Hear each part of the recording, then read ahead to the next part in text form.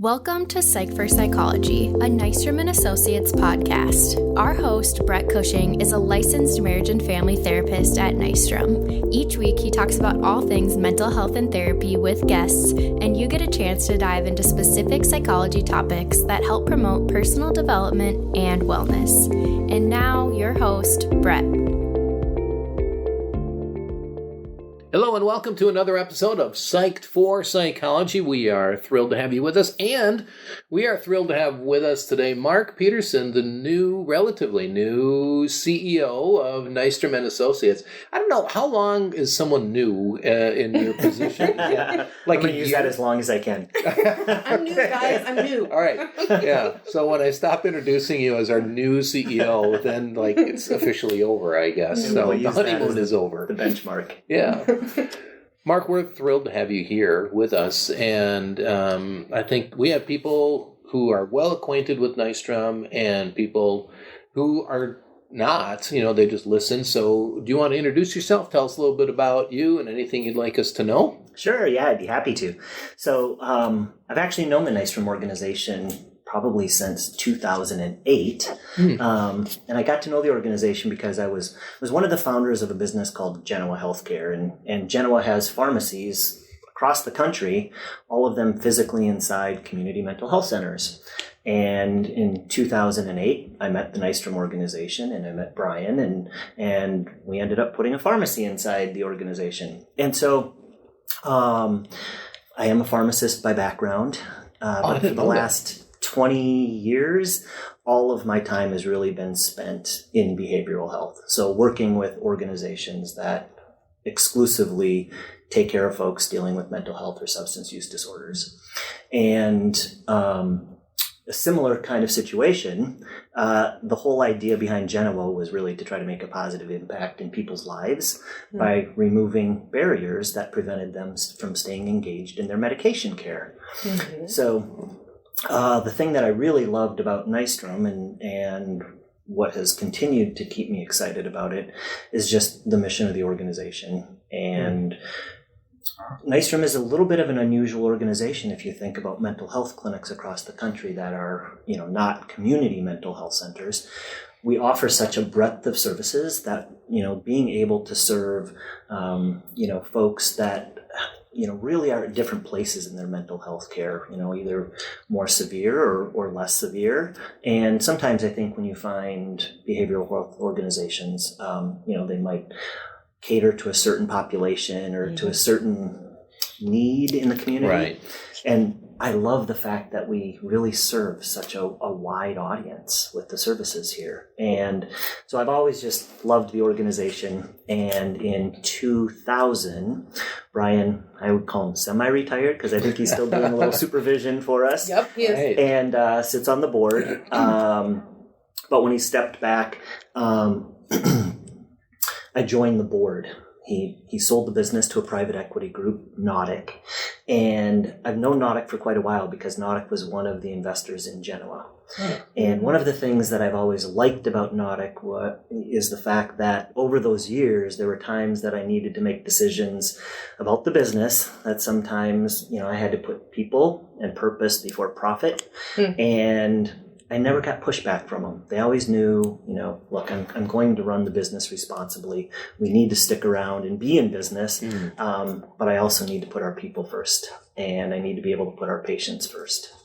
And so when Brian and the Nautic guys asked me to sit on the board, I jumped at the opportunity. And just this last January, they asked if I'd be willing to jump in as the CEO. And I took that opportunity to say, yeah, sign me up. I want to do this.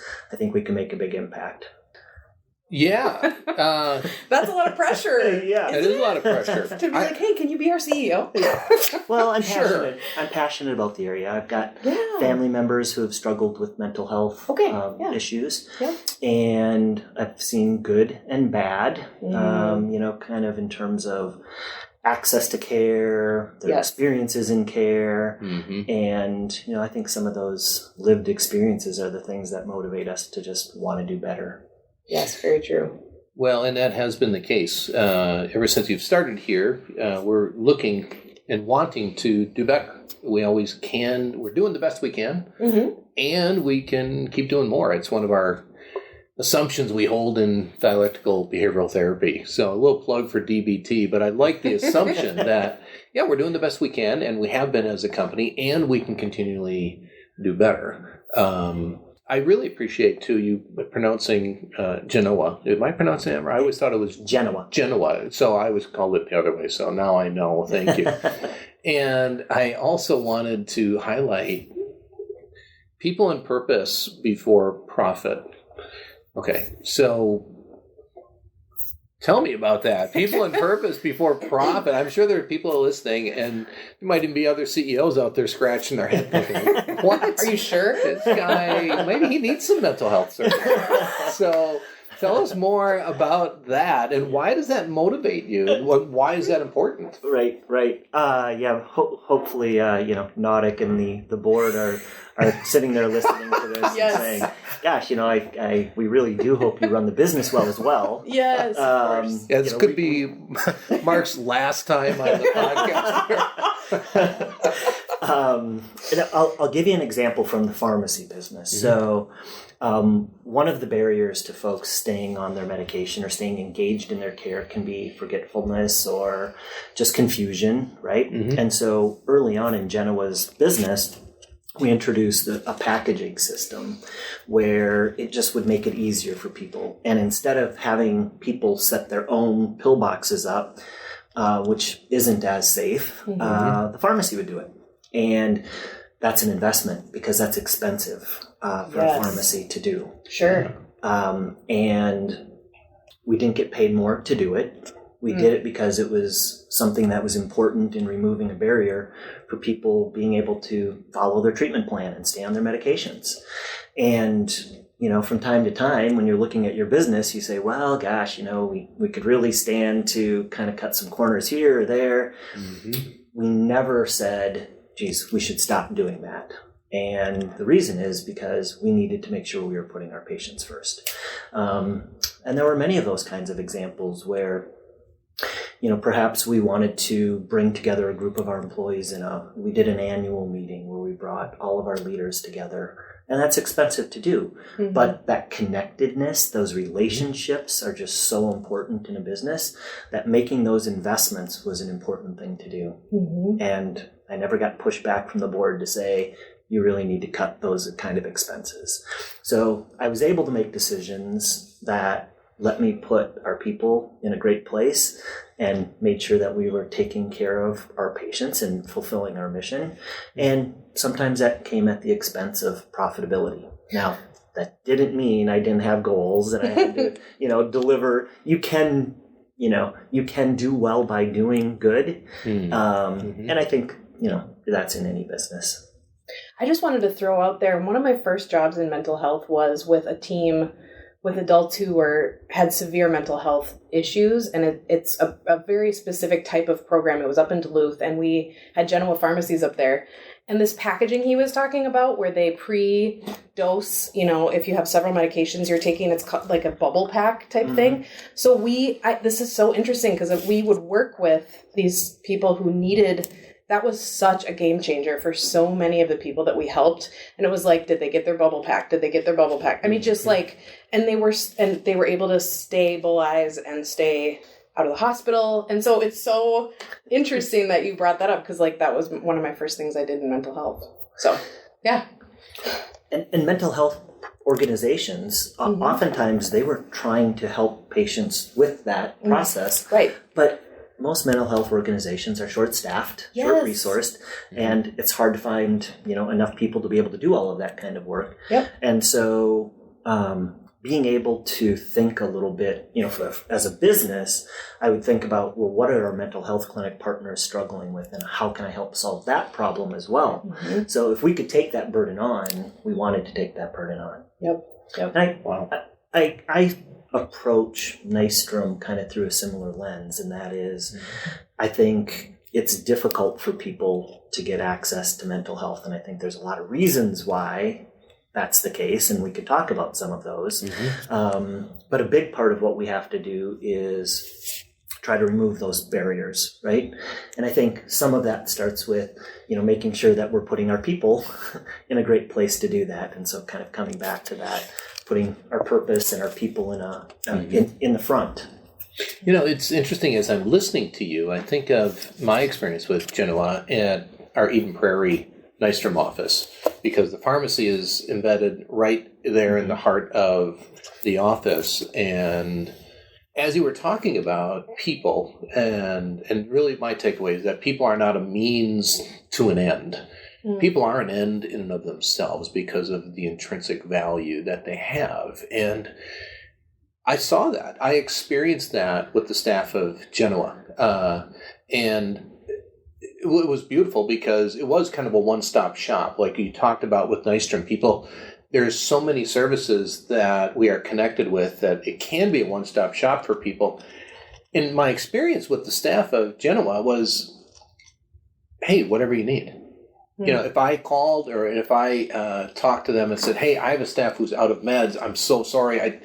I know this isn't the customary way. They would make sure it was the need of any patient or client was addressed, and they would bend over backwards to try to, help us. They would know my clients and say, hey, we haven't seen so-and-so in a while. Do they need meds and things? Oh, wow. And so, that prioritization of people was something I experienced, not just as talk. I mean, we can say this and it sounds good, but it was something I experienced from them.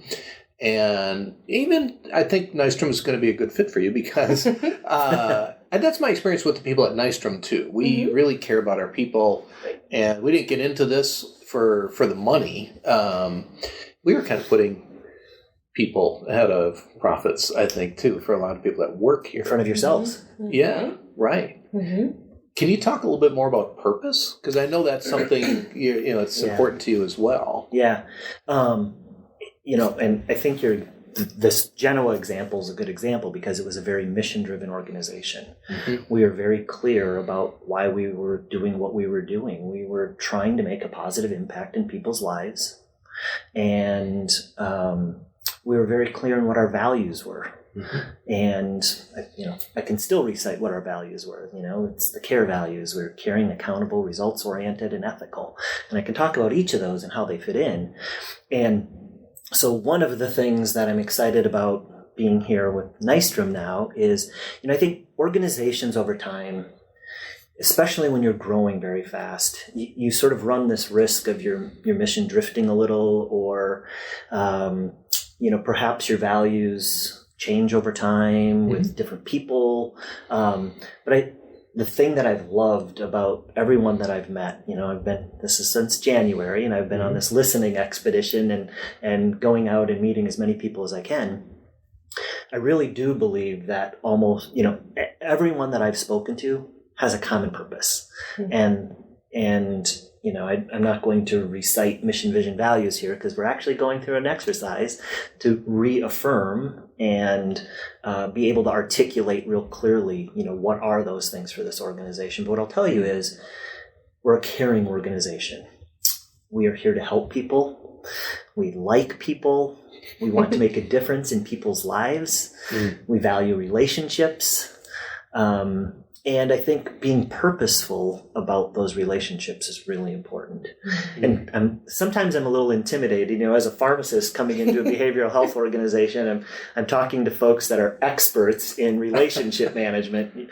And, it's interesting. I met one of the, a therapist that's been with the organization for a long time, Lanny Law.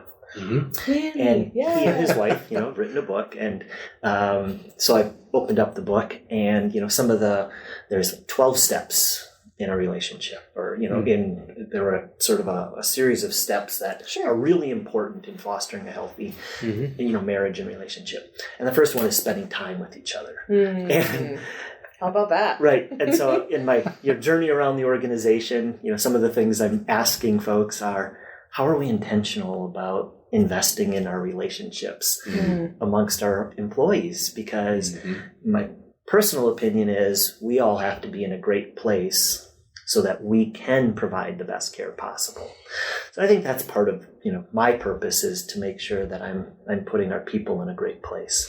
I think that's really profound. Most profound things are pretty simple. Yes. I kind of wanted to jokingly say, well, let me write that down. Spend time with people. This is really, revolutionary. But I think in our virtual world where we are very disconnected from people, just being connected, spending time with people is crucially important. And I see you doing that. You're here and you've been kind of on your listening tour, if you will, just spending time being with people, crucially important. And it speaks again to the prioritization of people and listening.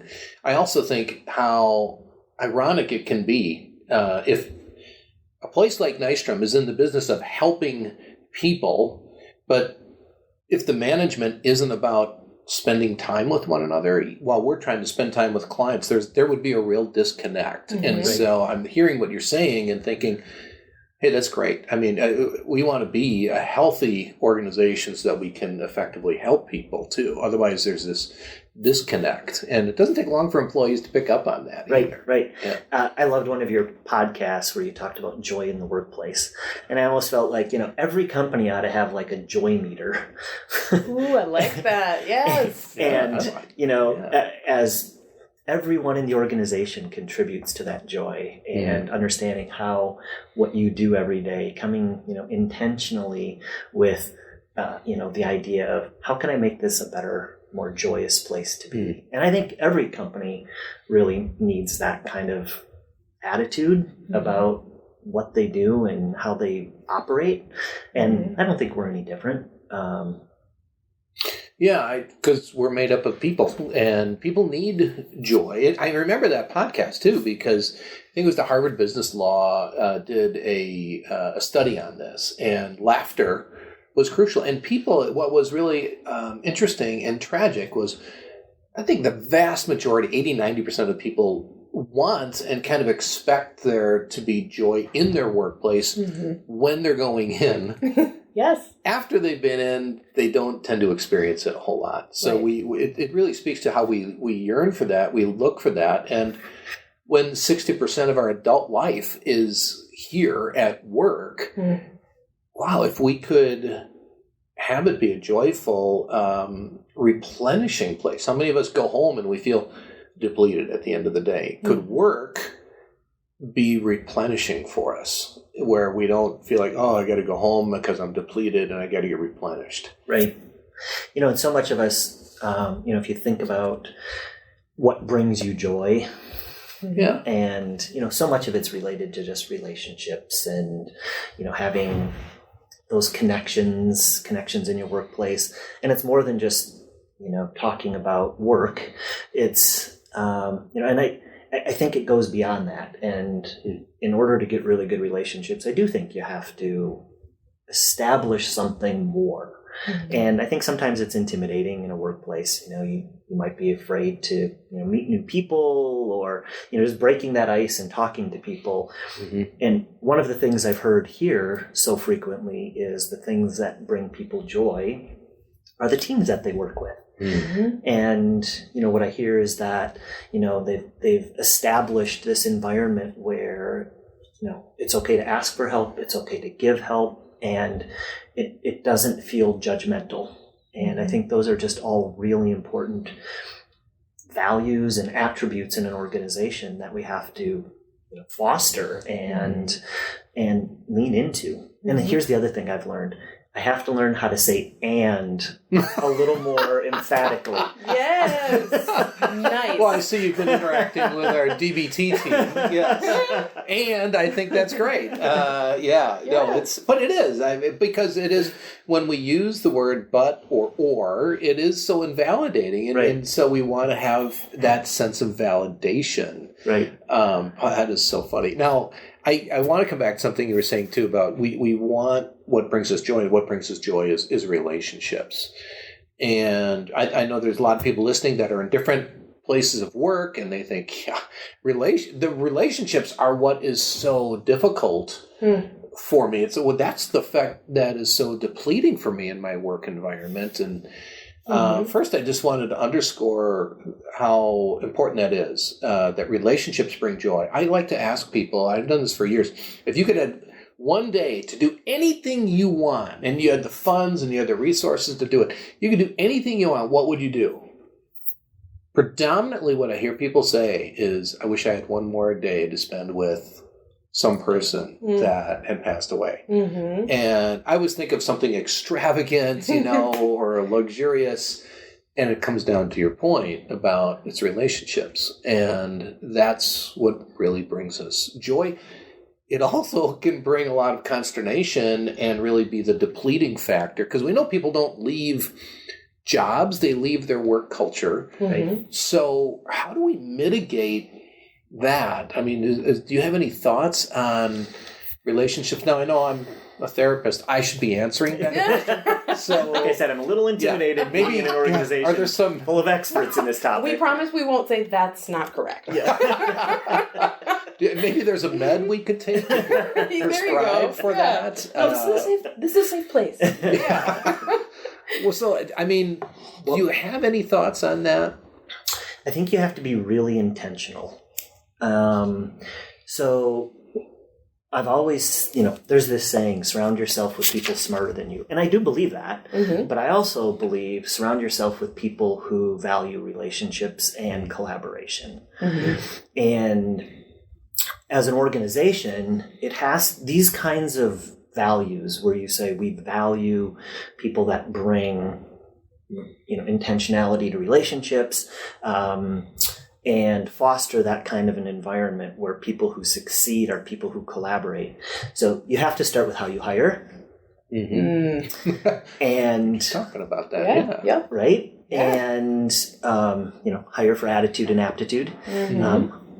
But what is the right attitude? It's those people who foster, that kind of an environment where you've got collaboration and non-judgmental and cooperation and a trusting, safe place to work together. But I also think you have to not just hire right, you have to manage up and manage out when people don't fit into your values. And I haven't been here long enough to experience all of the nuances of the organization.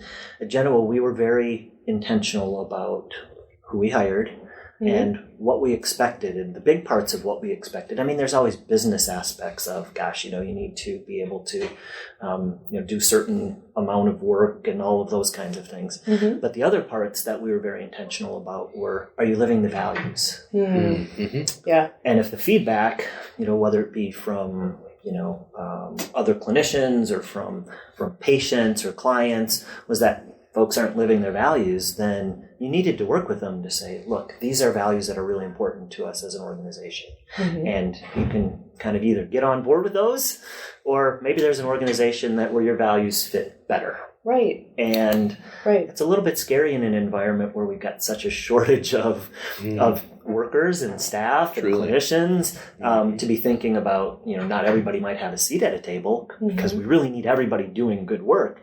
But I think as an organization, we have to have a commitment. And our commitment is to, our quality that we deliver, the values that we operate, how we treat each other. And when you don't have people that are all kind of connected on that mission, vision, values, it weakens what you do. Right. It's not personal. It's not a personal attack. It's just hard when you have conflicting values trying to coexist. It's like, I'm from the Holy Land. I'm from Wisconsin. So I am diehard Packer fan. In fact, I'm going with my boys to watch the Bucs game over the weekend, their first playoff game. And so, but diehard, but, you think about that. That's our value.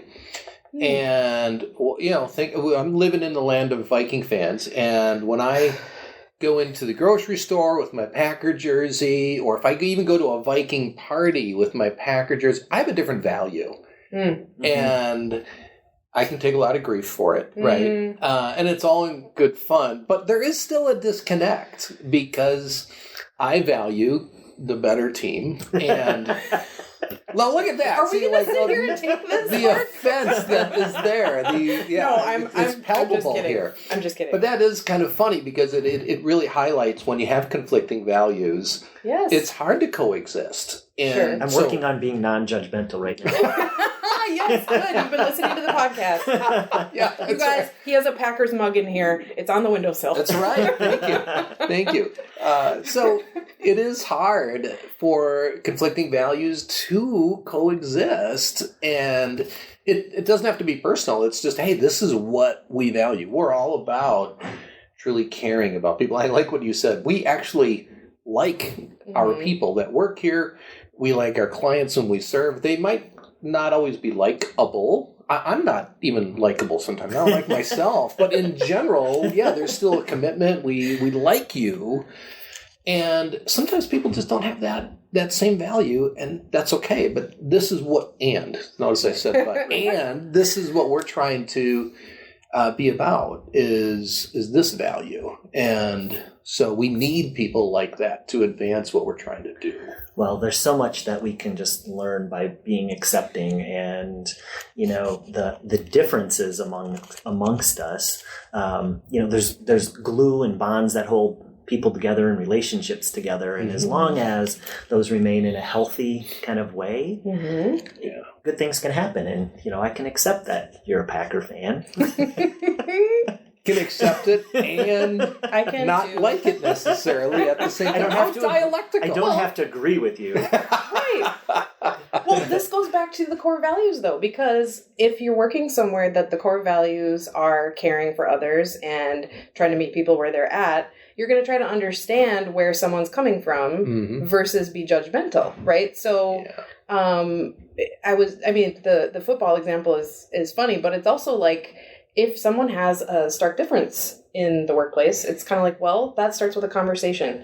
How did they come to believe what they believe? What is their kind of story, right? Because that's going to inform why they think the way they think. And that takes time, and that takes investment, and it takes, going out of your way. And so I think before we started recording, we were talking about how, there's so much material out there about leadership and like management styles and like how to set up your team and all these different things. And at some point we kind of just said like, most of the most profound things are, really, really simple. And so, it just seems like the leading from the values is you just come back to that, and that just helps you make your decisions. Right. You may see or hear people say things in a really, they just articulated it so well, and you want to write it down. Yeah. But actually what you're writing down is probably a lot of common sense. Yes. And you go, gosh, if I think about it, that just makes sense. Mm-hmm. Yep.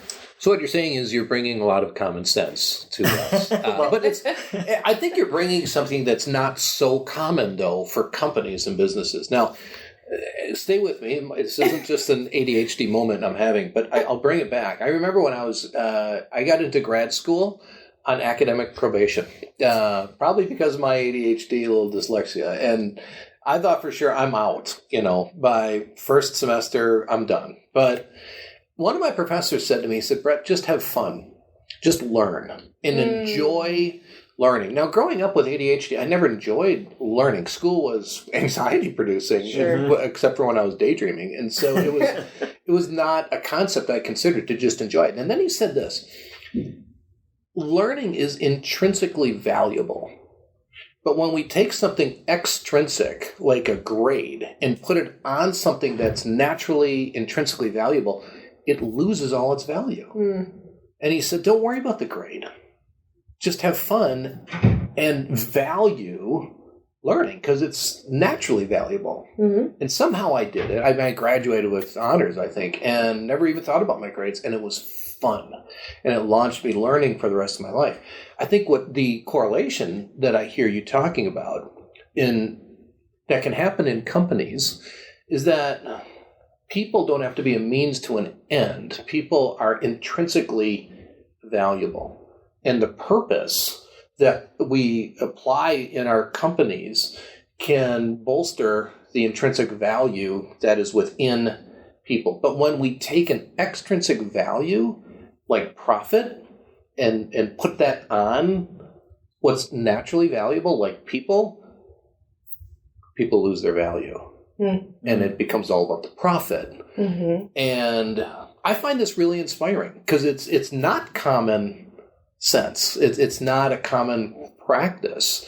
It's uncommon, but I think it's so needed. And I would bet dollars to donuts that there are people listening saying, I wish my company valued me and not and over the profit. And my guess would be that if we did that, profits just naturally follow. Right. I think in all areas of healthcare, we're so dependent upon how what we provide is valued. And that gets determined by how some insurance company or policymaker sets a rate for what we do. Yep. And, historically, unfortunately, it's probably not historically, it's probably present day as well. The rates for behavioral health and substance use programs has not been on par with other kinds of healthcare services. And so, that ability to deliver everything you want to deliver and put people and purpose always over profits, we struggle with bumping up to the ceiling of, and I think a lot of people who went into the field understood when they went into the field, which is that, we're probably never going to get rich in behavioral health, and that's not why you went into the profession. And I think that's actually a testimony to the values that people have. And I see it every day in what we do here. And so my responsibility is to help foster an environment where people get to, bring forward why they got into, this industry in the first place, right? Yes. And to help people. And, I have to look out for the business. I have to look out for the organization to make sure we stay around and that we're here for people. It's critically important. But that also means I need to advocate. I need to advocate for what we do. I need to be able to tell the story of the impact that we have, and the impact that we have, not just for an individual, but the impact that we're having in our communities and in society. And those things are important to me. Yeah, well, I think they're important to you, which we're thankful for, because I think that's what people want to be important to the leaders and managers of an organization, of a company. Is there anything you'd like to say in closing, just to our audience that's listening, whether they're from Nystrom or people that are listening just in general? One of the things I would like to say is to you all, thank you for doing these podcasts. And the reason I say thank you for doing these podcasts is because one of the phrases, and I don't love the word, but I think behavioral health isn't very approachable. I think it sometimes is very confusing. It can be a little frightening. You feel vulnerable, and there's stigmas. We're in a fix it now kind of, we don't always have an immediate solution for things. And I think, so, if you're struggling with mental health or a substance use disorder, there's barriers to getting care. And some of those are the understanding of what it's all about. And I love that these podcasts that you've been doing help break down some of those barriers and demystify, what care is really all about. And so I want to say thank you. You're welcome. You're welcome. I'm working on just saying that, Right. Yes, You're welcome. You're welcome. And yes, we're receiving the good feedback. It is a pleasure, because I think that is what we're seeing happen. It's not that I and Krista are sharing anything just extremely profound to just us. It's the things that all of us at Nystrom are doing with our clients. And we think it is value added, and thankful for the opportunity, and really thankful for you to come and share your heart and share kind of broad strokes where you're seeing us as a company going. And I hope that people are listening and feeling the same in their own company. Like, okay, what's needed here? Sometimes we have to define what the problem is before we can fix it. And I think you've been able to shed some light on that too for people. Thank you, everybody, so much for listening this week. It might give you an opportunity to think about your relationships at work, your culture at work, both what you appreciate and maybe how can you contribute to the positive work environment where you work. It starts with you. So that's it for us. We'll talk with you next week. Thank you as always for listening, and please be sure to leave us a review. While this podcast can't be a replacement for therapy, we hope you enjoyed our discussion today and join us again next time. Nystrom & Associates is always available to those who are struggling. If you find yourself in need of support and help, please check us out at nystromcounseling.com.